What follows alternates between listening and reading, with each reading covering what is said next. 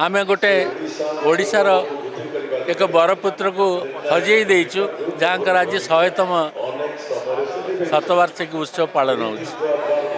से कौन करते जो आम एत संख्यार ठिया ये कि जे आधुनिक ओडिशार आरंभ से ही करथिले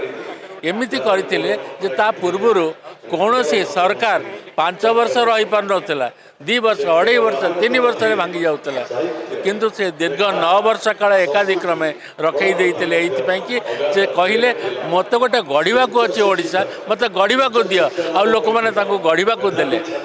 स्नेह श्रद्धा एवं तांकर जो क्षमता से क्षमता को पूर्ण भाव में से विनियोग कले ता परवर्ती काल में तांकर निजर चरित्र तांकर चरित्र होची एक सांबादिकतार चरित्र जो सांबादिकता जार धर्म नथिला जाति नथिला बा कौन सी दल नथिला बा कार अंधभक्त नथिले एवं